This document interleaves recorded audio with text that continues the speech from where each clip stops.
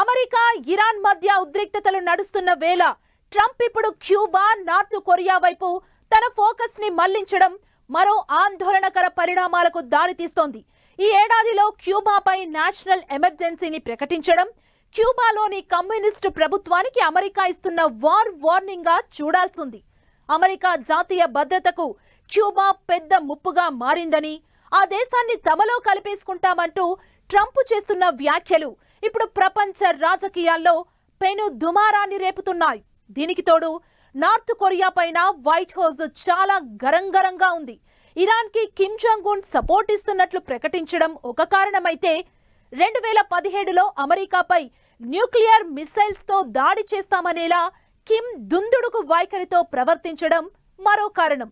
ఈ పరిణామాలన్నీ మరో ప్రపంచ యుద్ధ వాతావరణాన్ని తలపిస్తున్నాయి. America next target Cuba, North కొరియానేనా? ట్రంప్ తెంపరితనంతో మళ్లీ ఫైర్ అండ్ ఫ్యూరీ రోజులు ఖాయమా? క్యూబాపై నేషనల్ ఎమర్జెన్సీ ప్రకటించిన ట్రంప్, నార్త్ కొరియాను చెప్పుచేతల్లో పెట్టుకునేందుకు ట్రంప్ ప్లాన్. క్యూబా తమ నెక్స్ట్ టార్గెట్ అని ట్రంప్ అనడానికి ప్రధాన కారణం డయాజ్ కానెల్ ప్రభుత్వం రష్యా, వెనుజువెలాతో సన్నిహిత సంబంధాలను కొనసాగిస్తుండడమే. దీంతో ఇప్పుడు అమెరికా క్యూబా ప్రభుత్వంపై ఒత్తిడిని పెంచుతోంది. క్యూబాకు ఏ దేశం చమురు సరఫరా చేసినా ఆ దేశంపై పన్నుల మోత మోగిస్తామని అమెరికా హెచ్చరిస్తోంది. వెనుజువెలాలో అధ్యక్షుణ్ణి మార్చిన తరువాత క్యూబాకు అందుతున్న ఇంధన సాయాన్ని పూర్తిగా నిలిపివేయడం ద్వారా ఆ దేశాన్ని ఆర్థిక ఇబ్బందుల్లోకి నెట్టాలని యుఎస్ చూస్తోంది. అమెరికా, క్యూబా మధ్య ప్రస్తుతం జరుగుతున్న పరిణామాలు కేవలం రెండు దేశాల మధ్య ఘర్షణ కాదు.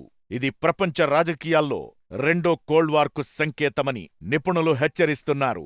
డొనాల్డ్ ట్రంప్ తన రెండోసారి అధ్యక్ష బాధ్యతలు చేపట్టాక క్యూబాపై అత్యంత కఠినమైన వైఖరితో వెళుతున్నాడు. క్యూబాలో కమ్యూనిస్టు ప్రభుత్వాన్ని ఉగ్రవాదానికి మద్దతిచ్చే దేశాల జాబితాలో చేర్చాడు. ఇది అమెరికా భద్రతకు ముప్పుగా మారిందని ప్రత్యేక ఆంక్షలు విధించాడు. ట్రంప్ క్యూబాను టార్గెట్ చెయ్యడానికి 3 కారణాలున్నాయి. మొదటిది, రష్యా, చైనాల అడ్డాగా క్యూబా మారిందన్న అనుమానాలు.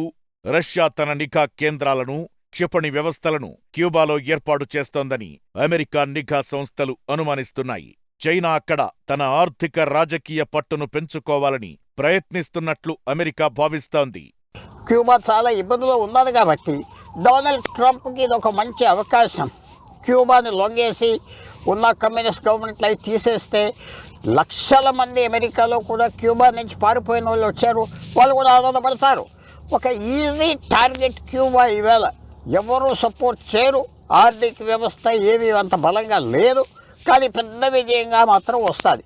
ఎందుకంటే ఇప్పటికి దాదాపు 65 సంవత్సరాలు క్యూబా అమెరికాకి వ్యతిరేకంగా సాధించి అక్కడ ఉంటుంది కాబట్టి తప్పకుండా అదొక సులువుగా చేసే పని.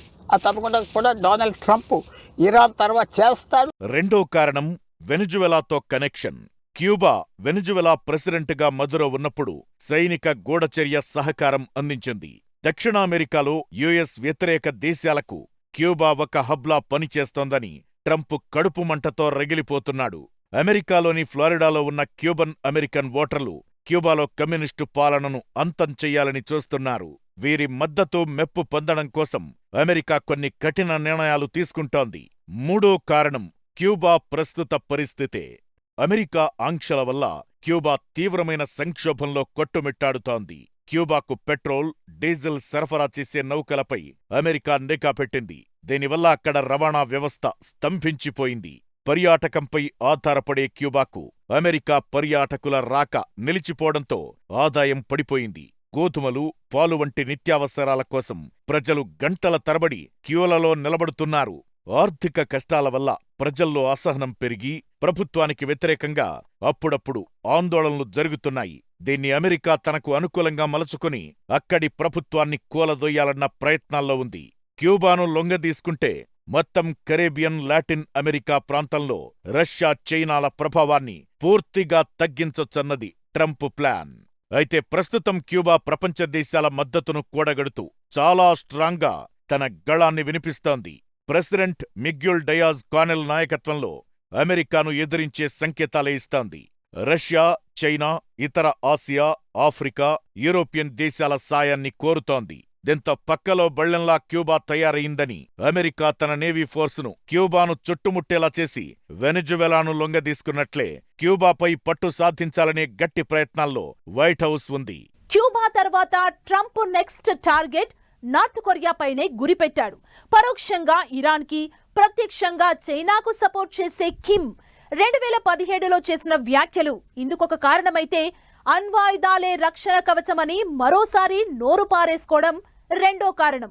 మూడో కారణం ట్రంప్ ఈగో హట్టవడం. అవును, ప్రపంచంలో దూకుడైన ప్రెసిడెంట్ అంతే తానే ఉండాలనే వైఖరి ట్రంపుది. ఆధిపత్యం చెలాయిస్తే అమెరికానే పెత్తనం చేయాలన్న థంబ్ రూల్ అతడిది. అందుకే 2017లో ఉత్తర కొరియా అధినేత కిమ్ జాంగ్ ఉన్ మిస్సైల్ టెస్టులు చేస్తూ అమెరికాను గురిపెడతామంటే, ఇప్పుడు ఇరాన్ యుద్ధ సమయంలో ఆ ఫైర్ అండ్ ఫ్యూరీ వ్యాఖ్యల్ని వైట్ హౌస్ గుర్తు చేస్తోంది. సో ట్రంప్ ఇరాన్ తర్వాత నెక్స్ట్ టార్గెట్ కూడా ఫిక్స్ చేసుకున్నట్లే. మరి ఇది ఎలాంటి యుద్ధ బీభత్సానికి దారి తీయనుంది? థర్డ్ వరల్డ్ వార్ సంకేతాలు కనిపిస్తున్నాయా? అణ్వాయుధాలే రక్షణ కవచమన్న నార్త్ కొరియా అధినేత కిమ్, పరోక్షంగా ఇరాన్కు మద్దతు, అమెరికాకు హెచ్చరిక. నార్త్ కొరియాపై ట్రంప్ గరం. కిమ్ వ్యాఖ్యలతో ఆసియా పసిఫిక్లో హైటెన్షన్స్. నార్త్ కొరియా విషయంలో అమెరికా వ్యూహం కొంత భిన్నం. ఒకవైపు చర్చలకు సిద్ధమంటుంది, మరోవైపు కఠిన నిబంధనలను విధిస్తోంది. అమెరికా ఇరాన్ దాడులను చూసిన నార్త్ కొరియా అధినేత కిమ్ జోంగ్ ఉన్ అణ్వాయుధాలు లేని దేశాలు ఇంకెంత ప్రమాదంలో ఉంటాయోనన్న కామెంట్స్ చేశాడు. అందుకే తమ రక్షణ వ్యవస్థకు అణ్వాయుధాలే బలమని ప్రకటించాడు. దీంతో ట్రంప్ కిమ్ వైఖరిపై గుర్రుగా ఉన్నాడు.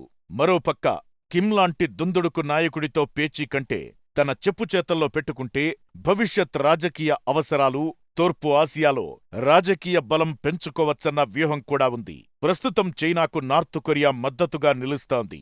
అయితే తమకు లోబడి నడుచుకుంటే మంచిదన్న హెచ్చరికల్ని వైట్ హౌస్ చేస్తోంది. ఒకవేళ నార్త్ కొరియా తన క్షిపణి పరీక్షల్ని పెంచితే మళ్లీ ఫైర్ అండ్ ఫ్యూరీ రోజులు వస్తాయన్న వార్నింగ్స్ ఇస్తున్నాడు ట్రంప్. ఇరాన్పై అమెరికా మెరుపుదాడుల్ని చూసి నార్త్ కొరియా అప్రమత్తమైంది. దీంతో కిమ్ను టార్గెట్ చేస్తున్నాడు ట్రంప్.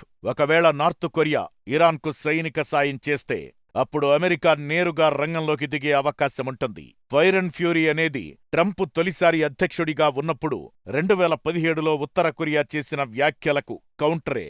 2017లో ఉత్తర కొరియా వరుసగా బాలిస్టిక్ క్షిపణి పరీక్షలు జరుపుతూ అమెరికాలోని ప్రధాన నగరాలను తామే లక్ష్యంగా చేసుకోగలమని ప్రకటించింది. దీనిపై ట్రంప్ ఆగ్రహం వ్యక్తం చేశాడు. ఉత్తర కొరియా ఏమాత్రం దాడికి ప్రయత్నించినా ప్రపంచం ఎన్నడూ చూడని విధంగా అత్యంత భయంకరమైన దాడులతో ఆ దేశాన్ని నామరూపాల్లేకుండా చేస్తానని హెచ్చరించాడు. ఇప్పుడు ఇరాన్ విషయంలో నార్త్ కొరియా డైరెక్టుగా అమెరికాకు ఎలాంటి వార్నింగ్ ఇవ్వలేదు. కాని ఇరాన్కు పరోక్షంగా మద్దతు ఇస్తామంటోంది. దీంతో ట్రంప్ చేసిన ఫైర్ అండ్ ఫ్యూరీ వ్యాఖ్యలను వైట్ హౌస్ గుర్తు చేస్తోంది. 1962లో కూడా అమెరికాకు క్యూబా, రష్యాలతో ఇలాంటి బెదిరింపు పరిస్థితులే వచ్చాయి. దాన్ని క్యూబన్ మిస్సైల్ క్రైసిస్ గా పిలుస్తారు.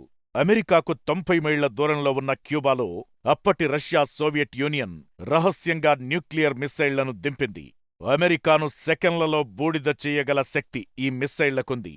దీన్ని అమెరికా నిఘా సంస్థలు కనిపెట్టాయి. దీంతో 13 రోజుల పాటు ప్రపంచం అణుయుద్ధం అంచున నిలబడ్డాయి. చివరికి శాంతి ఒప్పందంతో ఆ యుద్ధ వాతావరణం చల్లారింది. ఇప్పుడు ట్రంప్ మరోసారి క్యూబా, నార్త్ కొరియాలు తన నెక్స్ట్ టార్గెట్స్ అనడం ద్వారా మళ్లీ మూడో ప్రపంచ యుద్ధ సంకేతాలు పంపుతున్నాడా, లేక దేశాల్ని తన చెప్పుచేతుల్లో పెట్టుకునేందుకు భయపెడుతున్నాడా అన్న చర్చకు బలం చేకూర్చినట్లయింది.